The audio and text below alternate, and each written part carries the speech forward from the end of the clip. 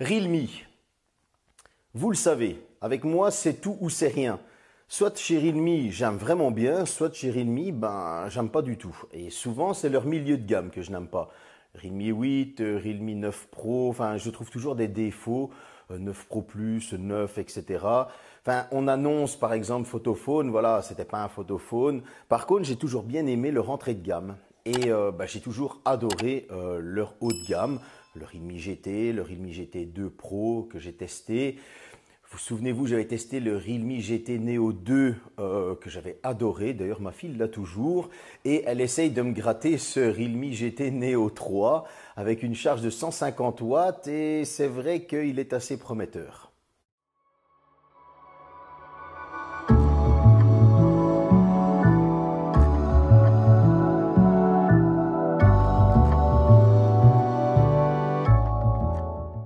Côté design, trois couleurs, blanc, noir et un bleu mauve. Il tire plus des fois sur le mauve, des fois sur le bleu, ça dépend l'angle où on le regarde.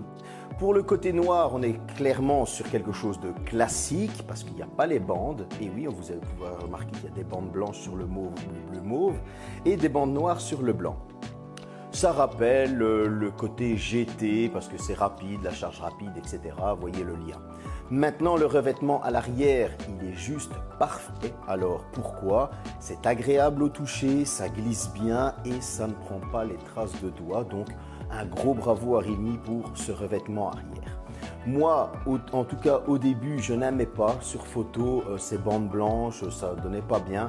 Et au final, quand on l'a dans les mains, on a quand même un très bon téléphone qui est très agréable au toucher, qui tient très bien en main. Et ces bandes blanches lui donnent un petit cachet, ce petit plus supplémentaire. Sur la tranche de gauche, on va retrouver les boutons du volume. Sur la tranche droite, bouton d'extinction allumage. Sur le haut, on aura un micro et le haut-parleur, le deuxième. Et sur le bas, on va retrouver le tiroir de carte SIM, USB Type C et le second haut-parleur, son stéréo. On a un écran avec un poinçon, donc côté design, on va plus se retrouver sur un Realme GT 2. Et honnêtement, j'ai vraiment envie de dire que ce design, moi c'est un petit coup de cœur parce qu'il tient franchement bien en main, il est super agréable et j'aime bien. Côté écran, on va retrouver une dalle de 6,7 pouces en AMOLED avec un taux de rafraîchissement de 120 Hz et une résolution de Full HD+. Je pense qu'on est quand même sur quelque chose de bon. Maintenant, côté luminosité, il est vrai que le capteur de cette dernière est un peu mou lorsqu'on est au soleil. Il met un petit temps de réponse à bouger. Sinon, cette dalle est très réactive, elle est super agréable à utiliser, très fluide. On est vraiment dans la continuité de son petit frère, la version 2. Donc ça, j'ai trop rien à dire. Cette dalle n'est pas excellente, mais elle est top. Avec une bonne colorimétrie, franchement il n'y a rien à dire. Je vais quand même vous conseiller un petit truc, c'est qu'il faudra passer par la case calibrage pour vraiment avoir ce qu'il y a de mieux. Mais une fois que c'est fait, franchement il n'y a rien de trop à lui reprocher parce que cette dalle est vraiment bonne. Au niveau du son, on est sur quelque chose de très correct, donc son stéréo, on est bien immergé dans ses films, dans ses séries, dans ses jeux vidéo, la musique est assez bonne, ça ne crache pas et j'ai envie de dire que voilà, c'est assez correct, pour moi ce sera un point positif aussi. On tourne sur de l'Android 12 avec la surcouche Realme 8 3.0, ce n'est pas la meilleure mais en tout cas elle n'est pas mauvaise non plus et gros avantage, on va pouvoir modifier son smartphone de fond en comble pour vraiment avoir cette option de personnalisation. On sent que son smartphone nous appartient et ça aussi c'est un gros plus. Bon, qui dit GT dit perf, qui dit perf dit spec. Allez, c'est tout de suite, on va tout de suite attaquer le gros du sujet.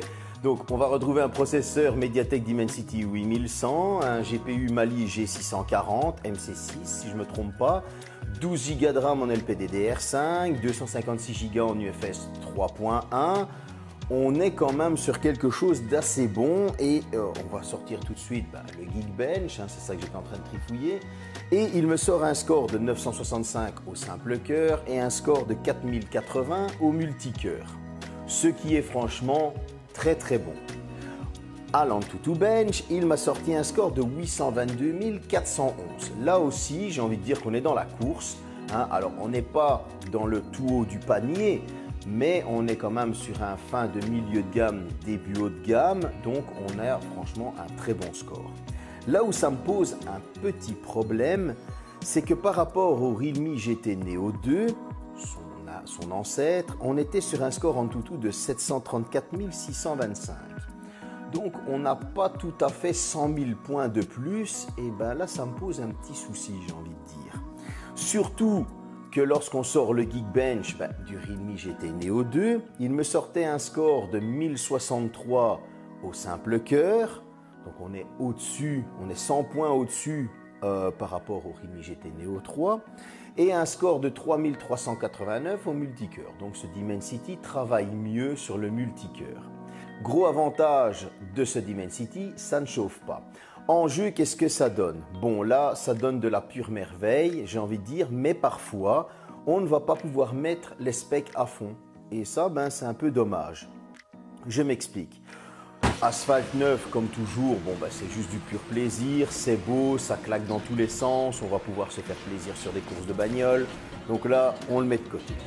On va partir sur du Genshin Impact, là aussi, on va pouvoir se faire gravement plaisir, mais je n'ai pas pu mettre toutes les résolutions à fond. Je n'ai pas pu mettre tout à fond en fait. Alors on a du 60 fps, oui, on a des graphismes élevés, oui, mais on ne les a pas au maximum. Ça, c'est dommage.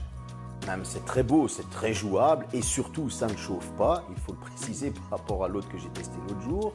Donc, voilà, il y a déjà ce petit souci. Maintenant, on part sur du Call of Duty mobile. Bon, là aussi, c'est magnifique, c'est fluide, ça va dans tous les sens. On va pouvoir jouer à du Call of Duty mobile sans avoir les mains qui brûlent. Et ça, c'est un gros point.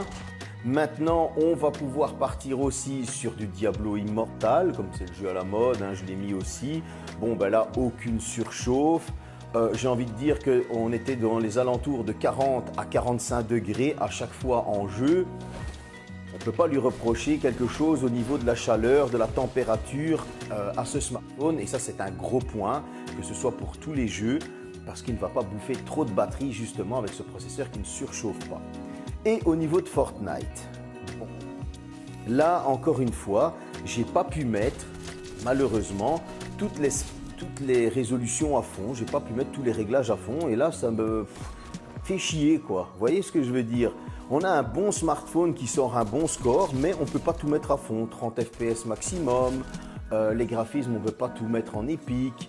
Voilà, ça me pose ce petit souci et pourtant c'est beau, c'est super jouable, ça fait super plaisir, ça chauffe pas, encore une fois, ça ne chauffe pas, mais je peux pas mettre mes réglages à fond et ça, moi, ça m'ennuie. C'est vraiment dommage parce qu'on a un super bon téléphone qui va nous sortir des très bons graphismes en jeu, etc. Mais ils auraient pu être excellents, ces graphismes. Et ça, c'est bien dommage. Moi, ça m'ennuie en fait, c'est vraiment, c'est le mot, ça me fait chier, c'est bête à dire, mais c'est comme ça. Pourtant, il nous comble, on peut jouer sans souci, ça va nous donner franchement plein de plaisir, parce que comme vous avez pu le voir, j'ai pu faire tourner plein de jeux, et voilà, il manque ce petit truc un peu, vous savez, comme un plat du restaurant, mais qui manque de l'assaisonnement. Bon, au niveau de la photo, c'est pas sa principale fonction et pourtant il fait quand même un taf assez correct, j'ai envie de dire, vous allez le remarquer après. À l'arrière, on va retrouver trois capteurs. Un premier capteur de 5 mégapixels grand angle ouverture 1.9, un deuxième capteur 8 mégapixels ultra grand angle ouverture 2.3, un troisième capteur macro 2 mégapixels ouverture 2.4 et à l'avant en poinçon au centre, on va retrouver un capteur de 16 mégapixels grand angle ouverture 2.5. Les photos, franchement, même si c'est pas sa principale fonction, c'est quand même assez bon, j'ai envie de dire. C'est pas mauvais du tout. On va pouvoir se faire de chouettes petits clichés en famille, en balade, etc. Pour l'occasion, bon, il faisait super chaud, j'avais pas envie de m'enfermer dans un musée, désolé les gars. Et j'étais sur Bruxelles parce que j'avais du boulot. Donc j'en ai profité d'aller au parc du Cinquantenaire. Je vous conseille d'aller aussi faire un petit pique-nique ou des choses comme ça, c'est assez sympa. Je vous envoie le petit reportage photo du parc du Cinquantenaire et on revient ici.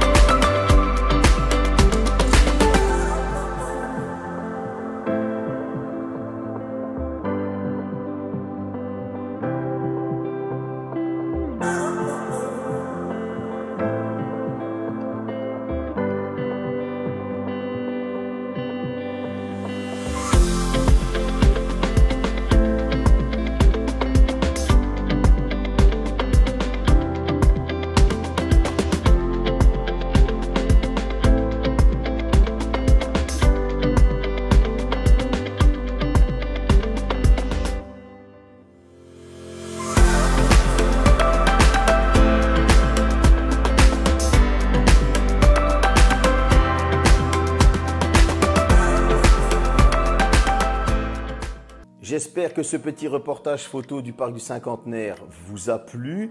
Comme vous avez pu le voir, les clichés sont assez bons. Bon, il n'y avait pas de filtre. Par contre, il appuie un petit peu trop sur les couleurs. On aime ou on n'aime pas, mais ça, c'est souvent une caractéristique des smartphones chinois où les couleurs sont plus accentuées pour embellir la photo.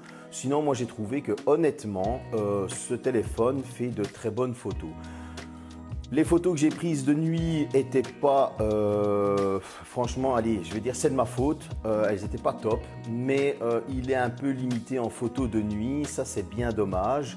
C'est son seul petit défaut au niveau photo, sinon c'est franchement très correct, ça fait le taf, on ne va pas en rajouter plus.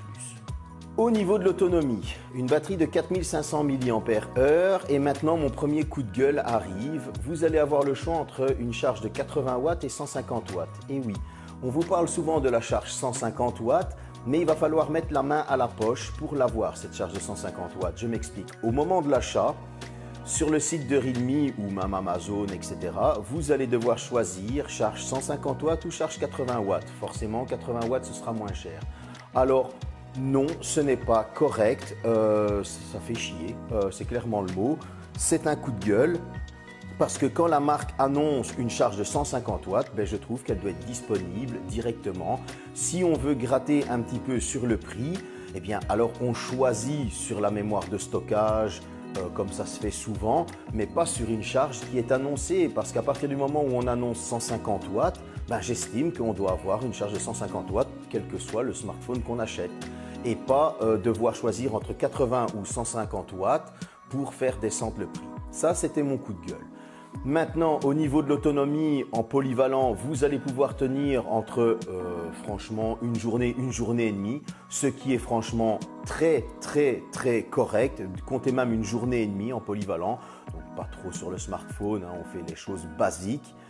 Maintenant, si vous êtes un power user comme moi, et ça, ben, c'est un gros bravo, ça contrecarre un petit peu mon coup de gueule du 150 watts, vous allez pouvoir tenir 19 heures. Et ça, c'est la première fois que ça m'arrive. Franchement, c'est sûrement dû à ce Mediatek Dimensity 8100 qui est peu énergivore. Mais là, franchement, j'ai envie d'applaudir. Je ne vais pas faire comme ça pour ne pas abîmer le smartphone. Mais c'est juste parfait. 19 heures en power user, moi je suis totalement comblé. Faire du jeu, répondre à mes messages. Enfin, j'ai adoré cette autonomie. Franchement, pour moi, c'est un gros point. Je ne mets même pas la charge en gros point, je mets carrément cette autonomie. Maintenant, cette charge 150 watts, oui, elle est très rapide. Comptez que de 0 à 100 en 15 minutes. C'est juste de la perfection parce que en plus de ça, en plus de vos 19 heures, si vous revenez de boîte et que vous vous dites merde, je dois partir bosser, le temps de prendre une douche, ben, il est rechargé à 100% et vous allez être reparti pour 19 heures. Donc vous allez pouvoir repartir taffer, repartir en boîte si vous avez encore la santé. Moi je suis vieux donc des fois je suis plus au top. Mais en tout cas voilà, cette charge 150 watts est juste top. En plus, Realme garantit une utilisation après 3 ou 4 ans que la batterie aura encore 80% de vie. Donc voilà, maintenant je préfère vous le dire, au moment où la charge 150 watts donne, le téléphone chauffe, il faut le préciser. Bon, ma conclusion, on va commencer par les défauts. Pas de micro SD, donc pas d'extension de mémoire. Gorilla Glass, point d'interrogation. Étanchéité, point d'interrogation. Maintenant, la photo de nuit, je vais essayer de réintégrer un cliché. Si je ne le mets pas, c'est que je n'ai pas eu le temps. Mais voilà, c'est pas mauvais, mais on est juste limite pour la photo de nuit. Maintenant, à côté de ça, un excellent écran, il est franchement top, une fois calibré, comme je vous ai dit. Une autonomie qui fait super plaisir, une utilisation sans chauffe. Merci, parce que juste après avoir eu un Honor que tout le monde a plébiscité, qui me brûlait les mains, ben là ça fait super plaisir de pouvoir jouer sans avoir les mains brûlées. Je peux ressentir la sensation dans mes bouts de doigts.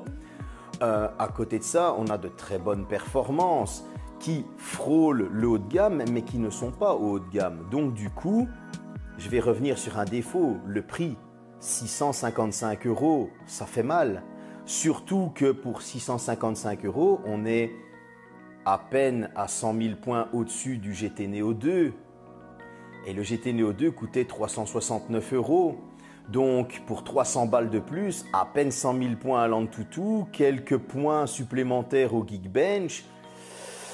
Voilà, et le GT Neo 2 était un très bon téléphone. Alors on a une bonne photo aussi ici, mais voilà, donc la balance, j'ai envie de dire, si vous avez l'argent, faites-vous plaisir avec ce GT Neo 3, nouveau modèle, etc., etc. Mais en tout cas, moi je vous conseillerais d'attendre une bonne promotion. Pour la simple et bonne raison qu'avec un GT Neo 2 charge 80 watts, c'est franchement rapide aussi. C'est clair, ça ne fait pas 15 minutes, mais vous avez une bonne autonomie, vous avez un bon écran, vous avez un bon smartphone pour moins cher et qui ne va pas vous laisser tomber non plus parce que les performances ne sont pas si mauvaises que ça par rapport à son nouveau frère. Et j'ai envie de dire qu'il est aussi sous Android 12 avec Realme 8 3.0. Donc voilà, vous voyez, il y a cette contrebalance de je prends pas. Donc là, c'est un peu à la décision du portefeuille, j'ai envie de dire, si vous devez vous décider de le prendre ou non, parce que il n'y a pas de différence si flagrante avec le Neo 2. Si ce n'est le prix, et là ça fait un peu mal, donc à vous de choisir, mais en tout cas moi je préfère toujours l'option portefeuille.